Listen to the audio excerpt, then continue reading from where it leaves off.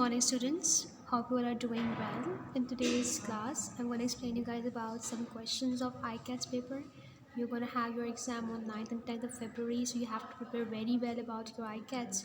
Your main thing is, even if you have knowledge, if you don't know how to read the question, it will be of no worth. So let's begin. So you can see that we were doing question number 18. Members of a gym recorded the number of sit-ups they did in 1 minute. Gym के members ने record किया कि वो कितनी setups करते हैं 1 minute के अंदर. The results are shown in the line plot below.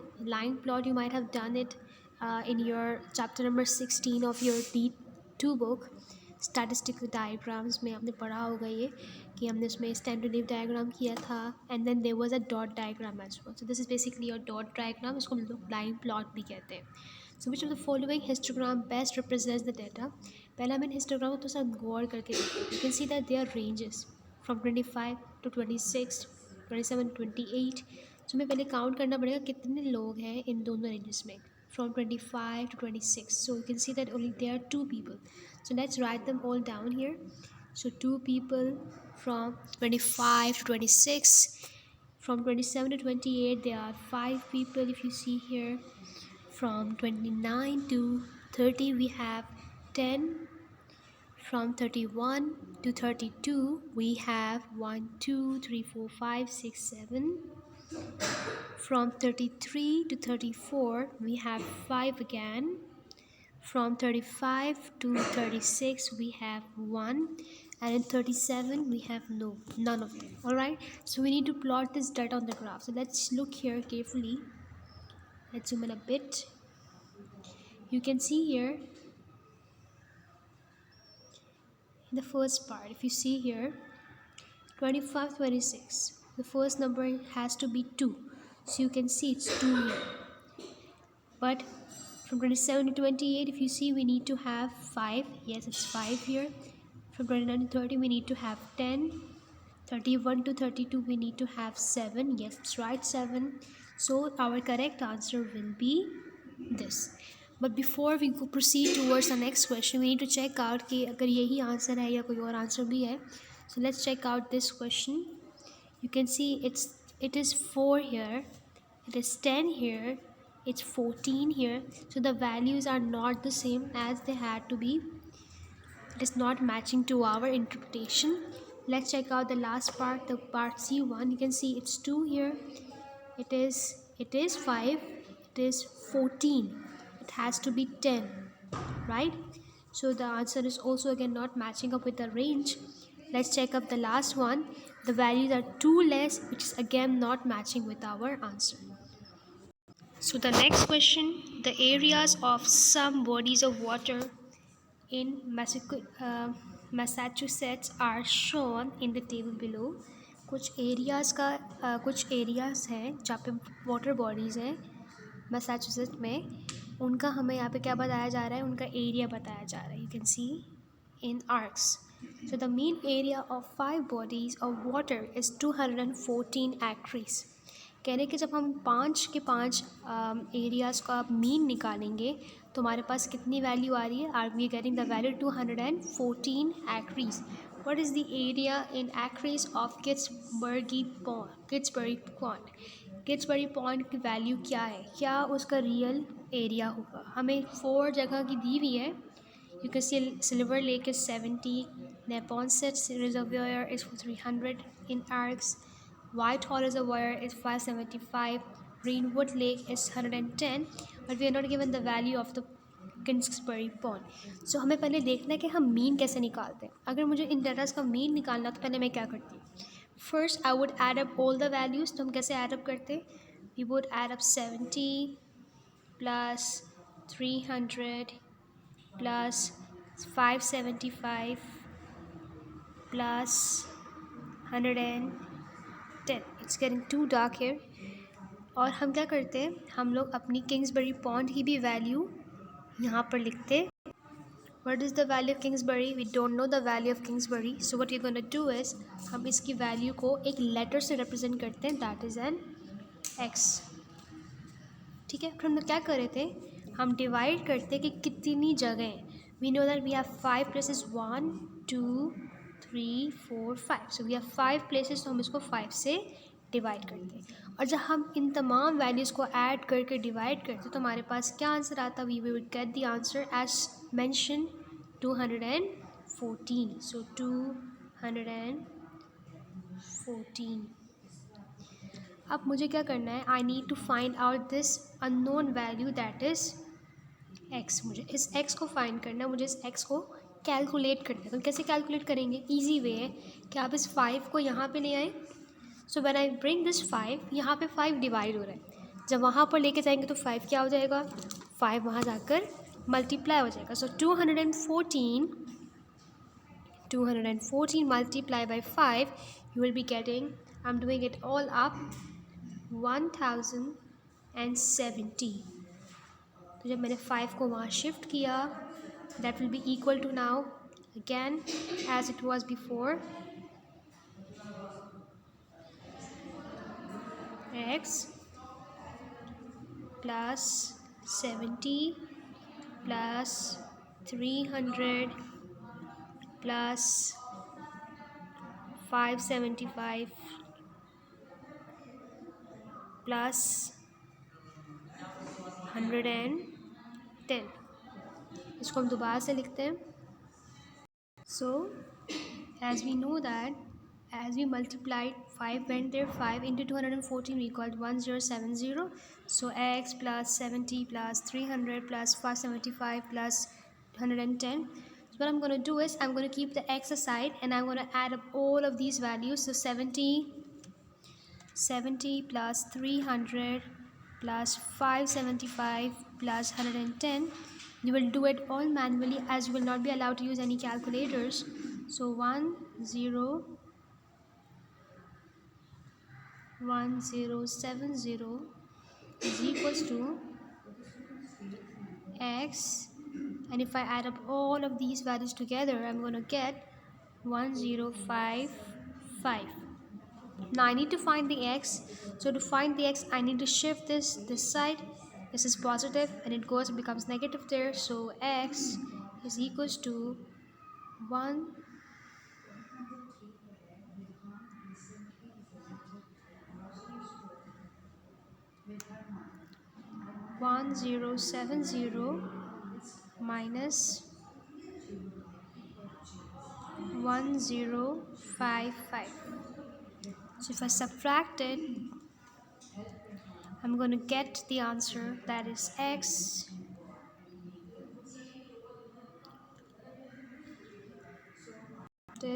is equals to 15 in arcs. That's your answer. And if you check it out, it's actually your option D. So here 15 is your answer, that's your option D. Coming towards the next question, question number 21. Jake measured the dimensions of a rectangular picture frame to the nearest inch. जेक ने क्या किया, उसने जो है किसी भी rectangular picture frame की उसने डायमेंशंस मेजर किए in to the nearest inches. He found the height was 16 inch. The height of that picture frame was 16 inches and the width was 10 inches. Based on Jake's measurement, which of the following statement could be true? कौन सा statement सही होगा?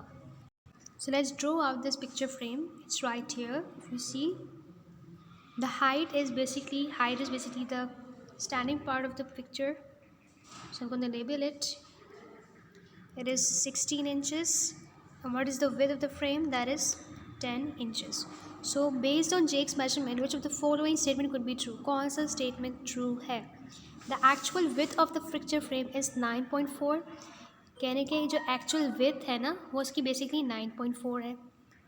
ठीक है, चलिए सोचने की बात है ना, अगर 9.4 है तो उसने अगर राउंड ऑफ भी किया है, अगर हम 9.4 को भी अगर राउंड ऑफ करते हैं टू द नियरेस्ट वैल्यू, तो मुझे पता अगर दिस इज़ द वैल्यू 9, तो हमें किसको देखना है? We need to look at the value coming before 9, that is 4, right? And the rule is that if the number is more than 5 हम +1 करेंगे, if number is less than 5 then we will write it as it is. अगर हम यहाँ देखें तो यहाँ पे 4.4 आ रहा है, तो लेस देन 5 है, so our answer should be 9। तो फिर यहाँ पे इसने क्या लिया value, he has taken the value 10। So it's very very obvious कि हमारा पहला आंसर सही नहीं है, क्योंकि अगर उसने ये वैल्यू ली होती तो हमारे पास उसने then the weight should have been 9, it shouldn't be 10। इसका मतलब है जिसने जो भी वैल्यू ली है ना, इट इज़ नियरेस्ट टू 10, या तो वो 9.5 होगा, या तो 9.6 है, 9.7 या 9.8, 10 से बहुत करीब है, ठीक है। बट 9.4 को हम राउंड ऑफ करते हैं, it is nearest to 9, it is not nearest to 10। Next option, the actual height of the picture frame is 16.5। The height is the height 16.5। Again वही theory है, अगर 16.5 है तो मुझे ये बताएं why did he write 16 here, क्योंकि अगर हम 16.5 को अगर हम लोग राउंड ऑफ भी करते हैं, we know that 6 is here and this is the 5, it's 5 or it's more than 5, we'll add 1 here, तो उसको तो 70 लिखना चाहिए था, why did he write 16 here? So this means कि जो भी उसकी original value है, it is either 16 or it is less than 16। अगर 16.5 होता then he would have written 17 here, because after rounding off 16.5 we get 17। so the second one is also not correct। let's check out the second last option, that is basically the actual perimeter of the picture frame is 50 inches। कह रहे हैं कि जो actual perimeter है ना picture frame का, it is 50 inches। perimeter कैसे निकालते हैं? by adding up all the sides, right? तो हम दो काम करते हैं, एक तो हम जो इसने measurement दी है, हम एक तो इसके मुताबिक perimeter निकालेंगे और एक हम अपनी assumption के मुताबिक निकालते हैं। let's suppose this is 10, this is 10, this is 16, this is 16, so 10 plus 10 plus 16 plus 16, so let's add up all of these together, so 10 plus 10 plus 16 plus 16 gives me 52 answer आ रहा है। और हमें पता है कि 52 जो है, if I look at this कि किससे नियर है, if I round it off to the nearest tens, we know that it's 5 here and it's 2 here, right? मुझे पता है कि अगर 5 से पहले आने वाला नंबर लेस देन 5 होगा, we will just write that number as it is and the following number will become 0। so 50 से तो नियर हो रहा है, तो ये कुछ सही लग रहा है। अगर हम अज्यूम भी करें कि भाई हमारी ओरिजिनल वैल्यू नहीं है जो इसने ली हुई है, जो जेक ने वैल्यूज़ ली हुई हैं, लेट्स अज्यूम कि ये हमारे पास ओरिजिनल वैल्यूज़ नहीं है, लेट्स सपोज कि उसने एस्टिमेट किए, तो हम कुछ एस्टिमेशन करते हैं। अब मुझे पता है कि इसने यहाँ पर 10 वैल्यू लिखी है, अब इसने क्योंकि एस्टिमेशन की है तो क्या पता कि उसकी जो रियल वैल्यू है वो 10 से करीब हो, तो हम एक काम करते हैं, हम 10 से करीब कोई नंबर ले लेते हैं। फॉर एग्जांपल 9.8 ले लिया, या 9.9 ले लें, आप 9.8 ले लें, 9.6 ले लें, but it should be near to the tens. और हम 16, if the value is 16 given to us, then it means that the original value will be somewhat near to 16, but it is less than 16। so let's suppose 15.5 or 15.6, I'm taking 15.6, so you can take 15.8 also। now add up these two together, so 8 plus 6 is what? 8 plus 6 is going to be 14, 4 carry over, sorry 1 carry over, 9 plus 1 is 10, 10 plus 5 is 15, so 1 carry over again, so 1 plus 1 is 2। now we have added only the two sides, now again add 9.8 with 15.6, फिर सबके पास 25.4 है, because we need to add up the 4 sides together। हम लोग क्या करते हैं, हम लोग दोनों एक साइड को 2 टाइम्स ऐड करें, हमने यहाँ पे एक टाइम ऐड कर लिए, we know that we'll get the same answer as 25.4 again, so add up the two values। मैंने इसलिए करवाया था क्योंकि we are dealing with decimal, so we need to break down our work easier, so 4 plus 4 will be 8, 5 plus 5 is what? 5 plus 5 will be 10, plus 1 carry over, 2 plus 2 is 4, plus 1 is 5, So if you see here, we're getting the answer 50.8. If I round it off, we are getting 51. अगर 51 को भी देखें ना, it is quite near to 50 inches. अगर हम 51 को भी round off करते, it will be nearest to 50 inches. So I have shown you two ways of doing it. एक, या तो आप उन वैल्यूज़ को यूज़ करके पेरीमीटर की वैल्यू फाइंड करें जो आपको उस क्वेश्चन में दी हुई है, या तो आप खुद भी अपनी मर्ज़ी से एस्टिमेट कर सकते हैं. ठीक है, either way you go, you will get the correct answer. Alright, so we feel that the second last option, that is C, is the correct answer. लेकिन इसको भी हम मज़ीद कन्फर्म कर लेते हैं. The actual area of the frame is 175 square inches.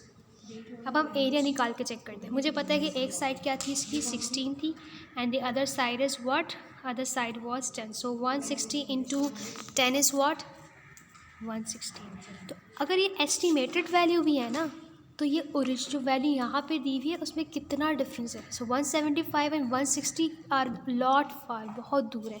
So again D will also be not a correct answer.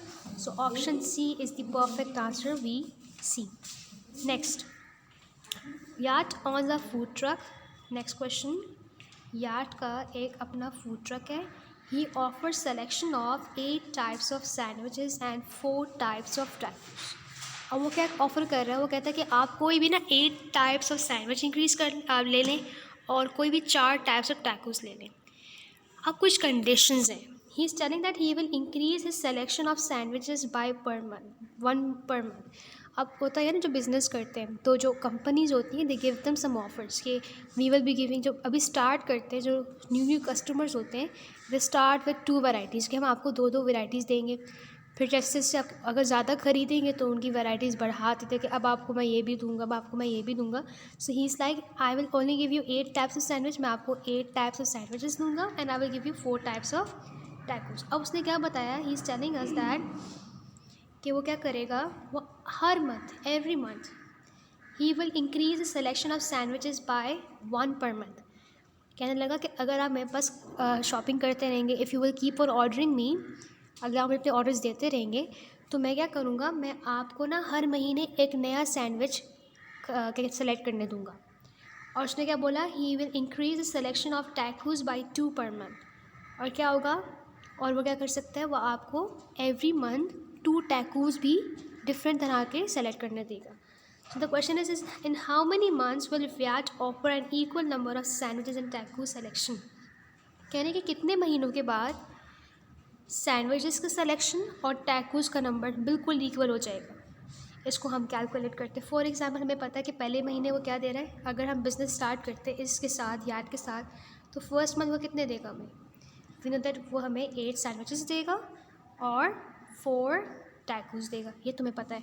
अब वो क्या कर रहा है, लेट्स सपोज मैंने एक महीने से 8 सैंडविचेस लिए और 4 टाइप्स ऑफ उससे मैंने टैकोस लिए. अब अगला महीना आ गया है, तो वो क्या करेगा, वो मेरे इस सिलेक्शन में 1 प्लस कर देगा, यानी सैंडविच की सिलेक्शन में एक नया टाइप ऑफ सैंडविच वो ऐड कर देगा और 2 नए टाइप ऑफ टैकोस ऐड कर देगा.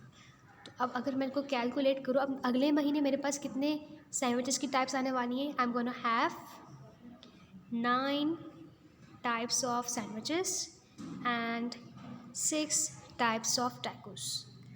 अब इस महीने में मैंने बहुत अच्छा ऑर्डर्स लिए से I solve all of the sandwiches and tacos. Now what is going to happen the next month, again he is going to increase the value by 1 in selection of sandwiches and by 2 in selection of tacos. So the next month, what is going to be our next value, we're going to have the value that is being, so 9 plus 1 is 10 and 6 plus 2 is what? It's going to be 8. So if you see here, now in this month also I saw a lot of products of this truck owner. Now comes the next month. So what is going to happen the next month is he's again going to increase it by 1 in selection of sandwiches and by 2 in selection of tacos. So what is going to be the amount now? It's going to be 11 and 8 plus 2 is what? 8 plus 2 is 10. Now again what's going to happen the next month, again he's going to increase the value by 1 up and by 2 down. So again, if you see here, 11 plus 1 is what? 11 plus 1 is 12 and Takus is also 12. So the question was कि कब कितने महीनों के बाद जाकर आपके टैकूस का number और आपके सैंडविचेस का नंबर बिल्कुल इक्वल हो जाएगा. So if you see here, if you notice all here, you see 1, 2, 3 and 4. After 4 months, 4 महीनों के बाद जाकर उसकी selection of sandwiches and selection of tacos बिल्कुल बराबर हो जाएगी. मैंने इसको काउंट क्यों नहीं किया? क्योंकि मेरी स्टार्टिंग थी ना, बेसिक है, इसको हम काउंट नहीं करेंगे. We will start counting it from here, that is 1, 2, 3 and 4. So our correct answer is going to be part B, that is 4 months. Alright?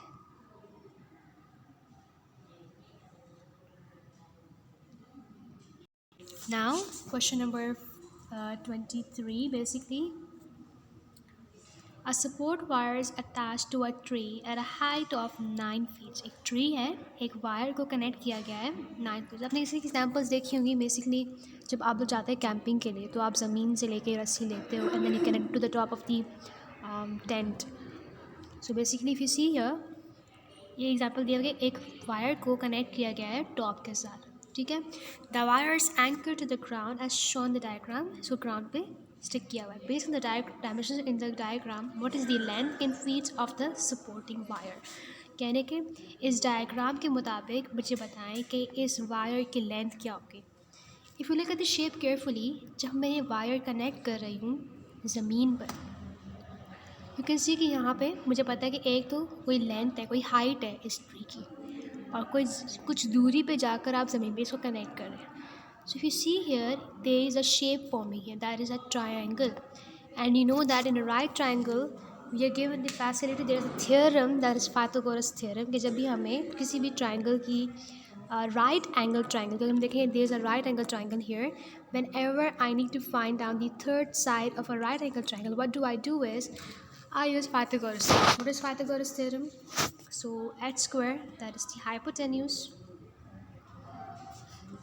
h square is equals to a square plus b square. So we know that the hypotenuse, the longest side, is the h, whereas this is the a, this is the b. So in place of a, I'm going to write down 9 square, plus in place of b, I'm going to write down 12 square. So what is 9 square plus 12 square? So 9 square, 9 9s is 81. I'm going to write it down here क्योंकि हमें वहाँ पे calories allow नहीं होंगे. So 81 plus 12 square is 144. Add them all together.